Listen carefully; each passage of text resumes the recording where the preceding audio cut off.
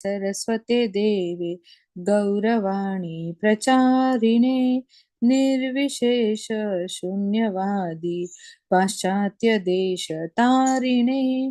जय हो श्री कृष्ण चैतन्य प्रभु नित्यानंद, श्री अद्वैत गदाधार श्रीवासादि गौर भक्त वृंद। हरे कृष्णा कृष्ण कृष्णा हरे हरे, हरे रामा राम रामा हरे हरे। हरे कृष्णा सर्वांना। वाचनाला सुरुवात करण्याआधी प्रभू श्रीकृष्णांच्या चरणी नतमस्तक होऊया आणि त्यांचा आशीर्वाद घेऊया। श्री श्री राधा गोविंदांच्या चरणी नतमस्तक होऊया आणि त्यांचा आशीर्वाद घेऊया। श्रीला प्रभुपादांच्या चरणी नतमस्तक होऊया आणि त्यांचा आशीर्वाद घेऊया। नमनिष्ठ दास प्रभूजींना वंदन करूया आणि माझ्या प्रेरणा पूजा माताजी, मनीषा माताजी आणि अन्वया माताजी यांना वंदन करून आज आपण आपल्या वाचनाची सुरुवात करूया।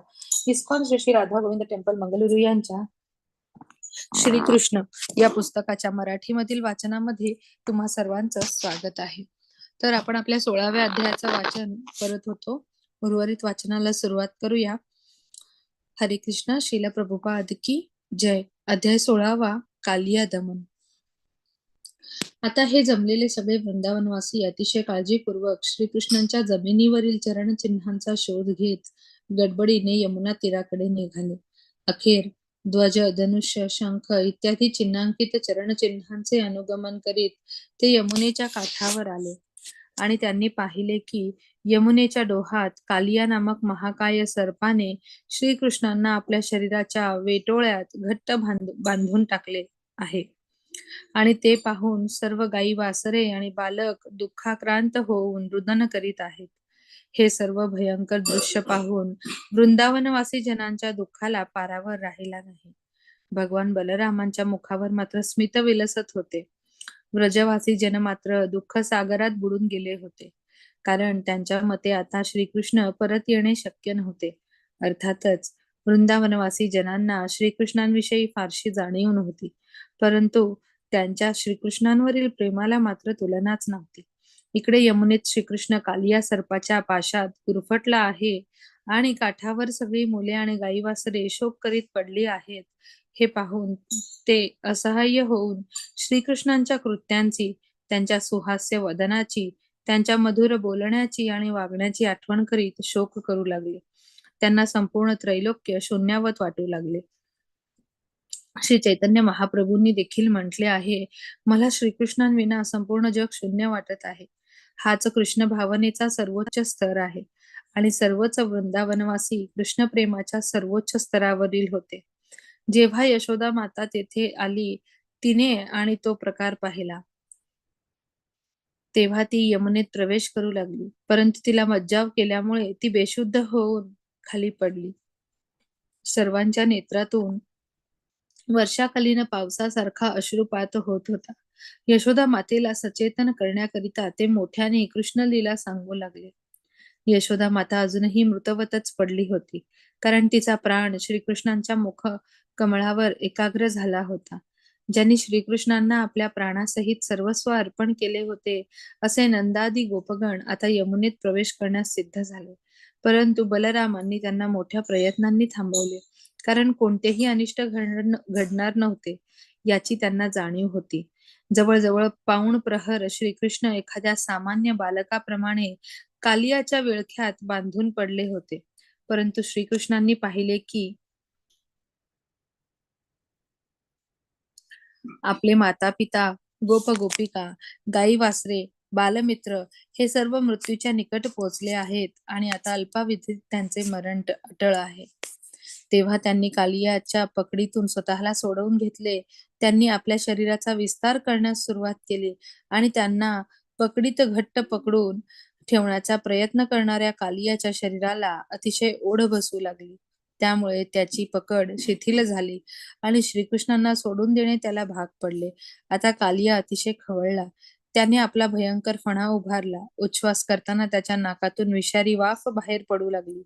त्याचे नेत्र क्रोधाग्नीने लाल भडक झाले आणि तोंडातून ज्वाला बाहेर पडू लागल्या। तो महाकाय सर्प स्तब्ध राहून काही काळ श्रीकृष्णांचे निरीक्षण करू लागला. तो आपली चिरलेली जिव्हा ओठांवरून फिरवीत दोन्ही फणांनी श्रीकृष्णांकडे निरखून पाहत होता. त्याची नजर विषाने भरली होती. त्याच वेळी गरुडाने सर्पावर तुटून पडावे त्याप्रमाणे श्रीकृष्णांनी कालियावर झडप घातली. कालिया त्यांना दंश करण्याचा प्रयत्न करू लागला, परंतु श्रीकृष्ण चपळाईने भोवती फिरू लागले. कालिया आणि श्रीकृष्ण असे लढत असताना कालियाला थकवा येऊ लागला आणि क्रमशः त्याची सगळी शक्तीच संपुष्टात आली. श्रीकृष्णांनी त्वरित त्याच्या फणांना पकडून खाली ओढले आणि चपळाईने वर उडी घेतली. त्यावेळी त्यांचे चरणकमळ त्यांच्या फणांवरील मण्यांच्या किरणांनी अरुण वर्णाचे दिसू लागले आणि नृत्यादी अखिल ललित कलांचे मूळ गुरु असे ते नटराज श्रीकृष्ण त्यांच्या शेकडो चंचल फणांवर चपळाईने नृत्य करू लागले. असे दृश्य पाहून उच्च लोकातील निवासी जनांनी ढोल, नगारे आणि विविध प्रकारच्या बासऱ्या अशी वाद्ये वाजवून स्तुतिगान करीत गगनातून पुष्पवृष्टी केली. अशा रीतीने गंधर्व, सिद्ध, देवी देवता असे अखिल स्वर्ग निवासी जन अतिशय प्रसन्न झाले. श्रीकृष्णांचे असे नृत्य चालू असताना कालिया त्यांना दुसऱ्या फणांनी खाली ओढण्याचा प्रयत्न करू लागला. कालियाचे 100 फण होते, परंतु श्रीकृष्णांनी त्या सगळ्यांचे नियंत्रण केले. श्रीकृष्ण आता आपल्या चरणांनी कालियाच्या फणांवर जोराने आघात करू लागले आणि त्याला तो मार असहनीय होऊ लागला. कालिया त्या जबर आघातामुळे अखेर जीवनाशी संघर्ष करण्याच्या स्थितीवर पोहोचला. तो विष ओकू लागला. मुखावाटे विषादी द्रव उगाळून टाकताना त्याची पापपूर्ण अवस्था कमी होत गेली. अतिशय क्रुद्ध होऊन तो आपल्या अस्तित्वासाठी संघर्ष करू लागला आणि त्याने भगवंतांना ठार मारण्यासाठी एक फणा उभारण्याचा प्रयत्न केला. त्याच वेळी श्रीकृष्णांनी लत्ता प्रहार करून त्याचा तो प्रयत्न हाणून पाडला आणि त्या फणावर ते नाचू लागले. जणू काही तेथे भगवान विष्णूंची उपासनाच चालली होती आणि त्या सर्पाच्या मुखांमधून बाहेर पडणारे विषाचे फवारे जणू काही फुले अर्पण करण्यासारखे वाटत होते. आता कालिया विषाऐवजी रक्त ओकू लागला. आता तो पूर्ण थकून गेला होता. भगवंतांच्या लत्ता प्रहाराने आपले सर्व शरीर चूर्ण झाल्यासारखे त्याला वाटत होते. आता तो विचार करू लागला की हा बालक कृष्ण कदाचित भगवंत असावा आणि अखेर तो अखिलाचा स्वामी भगवंतच असल्याचा निर्धार करून त्याने त्यांना आत्मसमर्पण केले. कालिया सर्पाच्या पत्न्यांनी पाहिले की भगवंतांच्या लत्ता प्रहाराने आपल्या पतीला चांगलीच जरब बसली आहे आणि त्यांच्या उदरात अखिल ब्रह्मांड सामावले जाते. अशा भगवंतांच्या भाराने चूर होऊन तो मरणासन्न अवस्थेला पोहोचला आहे. त्या नागपत्न्यांनी घाईघाईने भगवंतांच्या पूजेची तयारी केली. त्यावेळी त्यांनी वस्त्राभरणे, केस इत्यादी अस्ताव्यस्त झाले. त्या पूर्ण पुरुषोत्तम भगवंतांना शरण गेल्या आणि त्यांची प्रार्थना करू लागल्या. आपल्या पुत्रांना पुढे करून त्या समोर आल्या आणि यमुनेच्या तीरावर त्यांनी संचित मनाने त्यांना सादर दंडवत घातला. नागपत्न्यांना श्रीकृष्ण हे प्रणत जनांचे आश्रय असल्याची जाणीव होती आणि त्यांना प्रार्थनेने प्रसन्न करून आपल्या पतीची मृत्यूवत सुटका करून घेण्याची त्यांना इच्छा होती.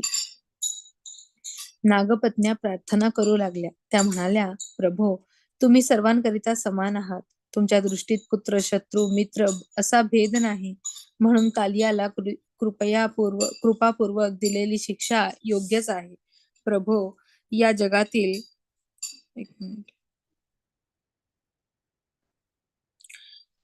तापदायक तत्वांना नष्ट करण्याच्या मुख्य हेतूनेच आम्ही अवतरित होता आणि तुम्ही परमसत्य असल्याचे तुमची शिक्षा आणि दया सारखीच आहे. म्हणून वरकरणी जरी कालियाला शिक्षा झाल्यासारखे वाटत असले तरी त्याला तो आशीर्वाद आहे. तुम्ही केलेली शिक्षा म्हणजे तुम्ही आमच्यावर केलेली मोठी कृपाच आहे असे आम्ही समजतो, कारण त्यावरून त्याच्या पापकर्मांचे फळ नष्ट झाले असल्याचे समजते. आता हे स्पष्टच झाले आहे की या नागरूपातील प्राण्याने पापाच्या राशी रचून ठेवल्या असतील. अन्यथा त्याला सर्पदेह कसा प्राप्त झाला असता. त्याला या सर्पयोनीला प्राप्त करून देणारी या शरीर कारणे उघडलेली सर्वच पापे त्याच्या फणांवरील तुमच्या नृत्याने निश्चितच नष्ट झाली आहेत. म्हणून तुम्ही क्रोधाने सत्य अशी शिक्षा केली हे अतिशय मंगल झाले. तुम्ही या सर्पावर असे प्रसन्न झाला हे पाहून आम्हाला अचंबा वाटतो. यावरून उघड दिसते की त्याने पूर्वजन्मात सर्वांना प्रसन्न करणारी अनेक धर्मकर्मे केली असली पाहिजेत. त्याने सर्व प्रकारचे तप केले असेल, दुसऱ्यांचा सन्मान केला असेल आणि अखिल प्राणी मात्रांसाठी विश्वकल्याणाची कार्य केली असतील. नागपत्न्यांनी पुढे स्पष्ट केले हरे की कृष्ण माताजी. हरे कृष्ण प्रभूजी. मी वाचतो पुढचं. हो चालेल प्रभूजी. मी वाचू? हो चालेल प्रभूजी. हरे कृष्ण.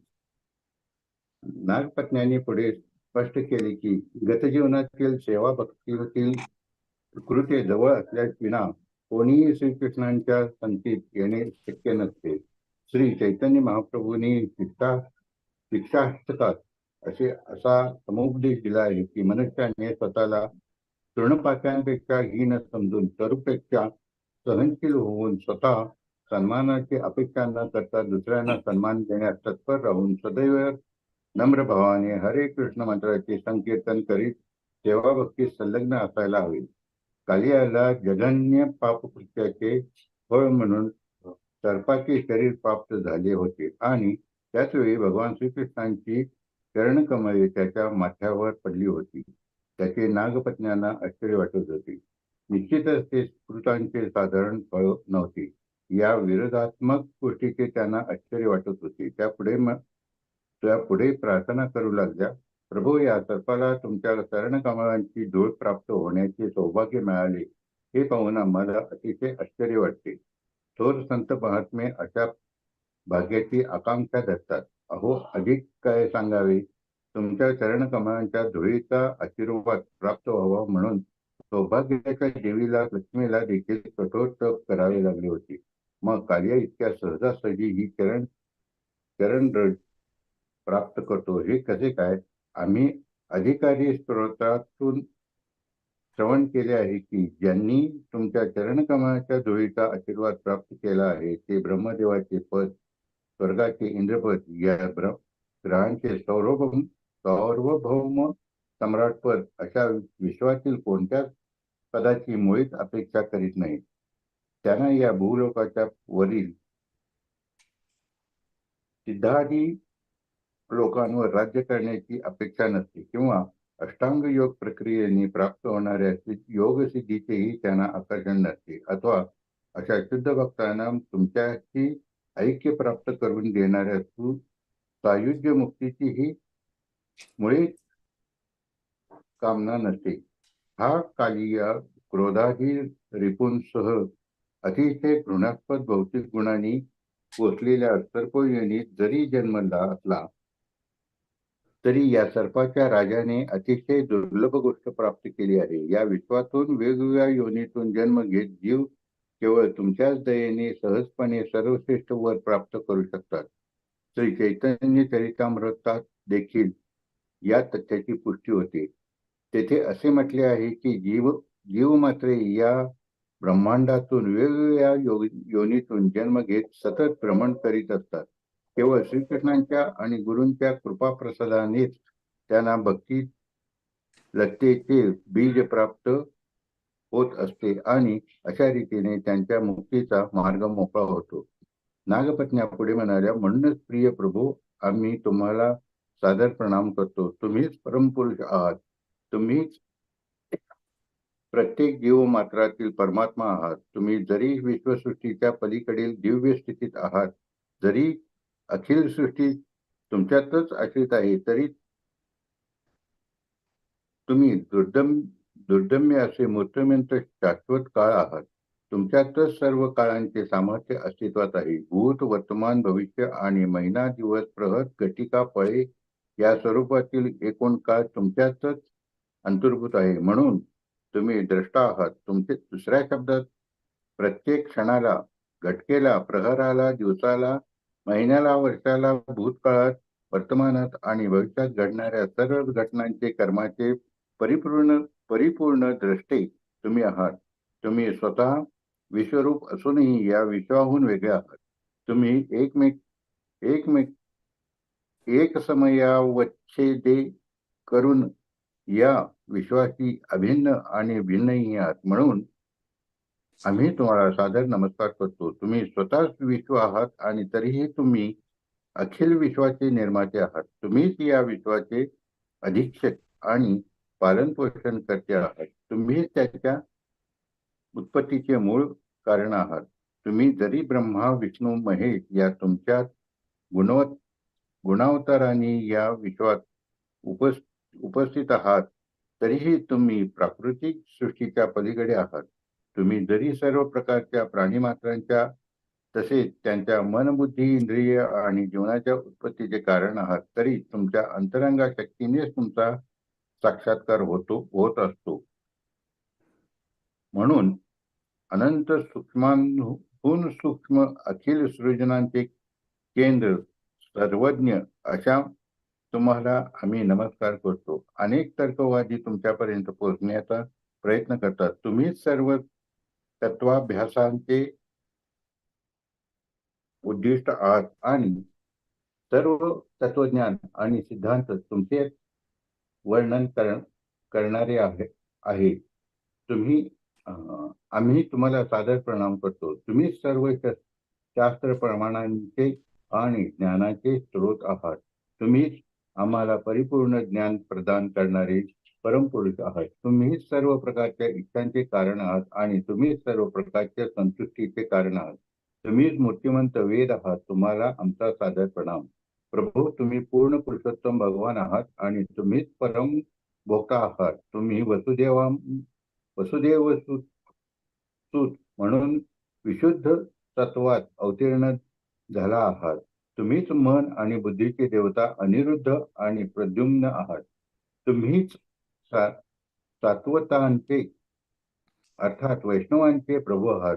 वासुदेव, संकर्षण, प्रद्युम्न, अनिरुद्ध या चतुर्व्यूह रूपाने तुम्ही मन आणि बुद्धीच्या विकासाचे कारण आहात. तुमच्याच कार्यामुळे जीवमात्रांना विस्मृती होते आणि तुमच्यामुळे त्यांना आत्मबोध होतो.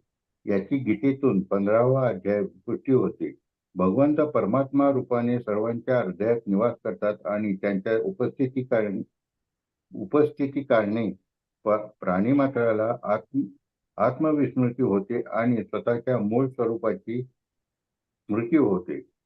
त्यापुढे म्हणतात तुम्ही आमच्या सर्व कर्मांचे साक्षी आहात, आमच्या हृदयात आहात. हे आम्ही काही अंशी जाणतो आणि आमच्यापैकी प्रत्येकजण काही प्रमाणात तसा अनुभवही करीत असतो. परंतु तुमच्या उपस्थितीची पूर्णपणे अनुभूती करणे अतिशय कठीण आहे. तुम्ही भौतिक आणि दिव्य अशा दोन्हीही शक्तींचे परम नियंत्रक आहात. म्हणून तुम्ही अशी या विश्वसृष्टीहून भिन्न असला तरी देखील परम नेतृत्व करणारे आहात. तुम्हीच साक्षी, उत्पत्ती करते आणि विश्वसृष्टीचे घटक आहात.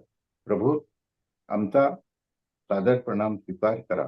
प्रभू, या विश्व सृजन कार्यात तुम्हाला काही परिश्रम करावे लागत नाही. तुम्ही रजोगुण, सत्वगुण, तमोगुणात्मक विविध शक्तींचा विस्तार करून या विश्वसृष्टीची उत्पत्ती, तिचे पालन पोषण आणि तिचा प्रलय घडवून आणता. संपूर्ण कालशक्तीचे नियंत्रक असे तुम्ही भौतिक प्रकृतीवर केवळ आपला कटाक्ष टाकून सृष्टीची रचना करता. प्राकृतिक गुणांना कार्यरत करता आणि हे गुण निरनिराळ्या प्राण्यात निरनिराळ्या प्रकारे कार्य करतात. म्हणूनच या विश्वात आपली कार्ये सातत्याने कशी चालतात याचा कोणीही कयास चालू लावू शकत नाही. प्रभू, तुम्ही जरी उत्पत्ती, पालन आणि प्रलय अशा कार्याकरिता ब्रह्मा विष्णू महेश अशा या जगातील प्रमुख देवतांच्या रूपाने आपला विस्तार केला आहे, तरी तुमचे विष्णू रूपातील प्राकट्य हे जीवमात्रांच्या कल्याणार्थच आहे. म्हणून जे वस्तुतः शांत आहेत आणि जे परम शांतीत स्वारस्य ठेवणारे आहेत, अशा व्यक्तीला विष्णू रूपातील आपल्या शांत अवतरणाची उपासना करण्याचा समादेश दिला गेला आहे. प्रभू, आम्ही तुमची याचना करतो. हा दोन सर्प आता हा दीन सर्प आता मरणाच्या काठावर होता. आम्हा स्त्रियांकरता पती म्हणजे आमचे प्राण सर्वस्व आहे. म्हणून तुम्ही कृपया या आमच्या पतीला क्षमा करा, कारण या सर्पाचा मृत्यू झाल्यास आम्ही मोठ्या संकटात सापडू. आमच्याकडे पाहून कृपया या महा महाअपराधाला क्षमा करावी. प्रभू, प्रत्येक प्राणी मात्र तुमचे संतान आहे आणि तुम्ही प्रत्येकाचा प्रतिपाळ करता. या हा सर्प देखील तुमचे संतान आहे आणि त्याने जरी तुमचा अपराध केला असला तरी त्याला एकदा क्षमा करावी. हा अपराध त्याने तुमचा परम अधिकारी न ओळखून केला आहे. यावेळी त्याला क्षमा व्हावी अशी आम्ही प्रार्थना करतो. प्रभू, आम्ही तुमचे स्तवन करतो, कारण आम्ही सर्वच तुमच्या शाश्वत सेविका आहोत. तुम्हाला आवडेल ते करण्याची तुम्ही आम्हाला आज्ञा द्या. कोणताही जीव तुमच्या आज्ञा शिरोधार्य मानतो तेव्हा तो सर्व प्रकारच्या निराशांपासून मुक्त होतो. नागपत्न्यांची नम्र प्रार्थना ऐकून श्रीकृष्णांनी कालियाला शिक्षा द्यावयाचे थांबविले. कालिव अगोदरच श्रीकृष्णांच्या दत्ताप्रहाराने अचेतन झाला होता. भगवंतांनी त्यांचा मार थांबविला आणि जेव्हा कालिया शुद्धीवर आला तेव्हा त्यांचा प्राण आणि इंद्रियांची क्रियाशक्ती पुन्हा कार्यरत झाली. त्याने श्रीकृष्णासमोर नम्रपणे हात जोडले आणि तो त्यांची प्रार्थना करू लागला. प्रभू, माझा जन्म हीन योनीत झाला आहे. तमोगुणाच्या अत्यंत तमोमय स्थितीत असल्याने मी स्वभावानेच क्रोधी आणि द्वेषी आहे.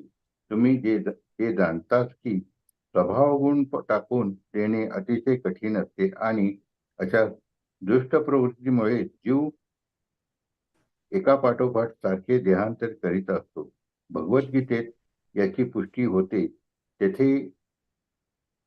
तेथे म्हटले आहे की भौतिक प्रकृतीच्या पाशातून बाहेर पडणे अतिशय कठीण आहे, परंतु जो श्रीकृष्णांना शरण जातो त्याच्यावर प्राकृतिक त्रिगुणांचा प्रभाव राहत नाही. प्रभू, कालिय म्हणाला, ज्या त्रिगुणांमुळे ब्रह्मांडांची निर्मिती होते त्या त्रिगुणांचे मूळ निर्माता तुम्हीच आहात. प्राणीमात्रांच्या निरनिराळ्या मनोवृत्तीचे मूळ कारण तुम्ही आहात आणि या मनोवृत्तीमुळे त्यांनी निरनिराळ्या प्रकारची शरीरे प्राप्त केलेली आहेत. प्रभू, मी एक सर्प म्हणून जन्मलो आहे, म्हणून स्वभावताच मी अतिशय क्रोधी आहे. तर मग तुमच्या कृपेविना मला माझा अर्जित स्वभाव सोडून देणे कसे शक्य आहे? तुमच्या मायेच्या बंधनातून बाहेर पडणे फारच कठीण आहे. तुमच्या मायेने आम्ही दास्यत्वात चितपत पडतो. प्रभू, मला माझ्या अपरिहार्य भौतिक प्रवृत्ती कारणे क्षमा करावी. मी तुम्हाला शरण आलो आहे. आता तुमच्या इच्छेने मला शिक्षा करा अथवा वाचवा. एका मानव बालकाची भूमिका करणाऱ्या पूर्ण पुरुषोत्तम भगवान श्रीकृष्णाने कालियाची प्रार्थना ऐकून घेतल्यावर त्याला आज्ञा केली. कालिया, तू तात्काळ हे स्थान सोडून समुद्रात जा. मुळेच विलंब करू नकोस. तू आपली मुले, पत्न्या अशा सर्वांना घेऊन त्वरित चालता हो. यमुनेचे पाणी दूषित करू नकोस. माझ्या गोवत्सांना गोप बालकांना सुखाने जलपान करू दे. भगवंतांनी नंतर घोषित केले की कालिया सर्पाला दिलेली आज्ञा सर्वत्र सांगितली जावी आणि सर्वांनी ती ऐकावी, म्हणजे कालियाचे भय बाळगण्याचे इतपर कारण राहणार नाही. जो कोणी कालिय दमनाविषयीचे कथन श्रवण करील त्याला सर्पाच्या मत्सरपूर्ण कृत्यांचे भय बाळगण्याची आवश्यकता नाही. भगवंतांनी पुढे असेही घोषित केले आहे की या कालियाच्या डोहात मी आणि माझ्या गुराखी बालमित्रांनी स्नान केले आहे. येथे एक दिवस उपवास करून जो स्नान करील आणि या यमुना जळाचे पितरांचे तर्पण करील तो पापमुक्त होईल.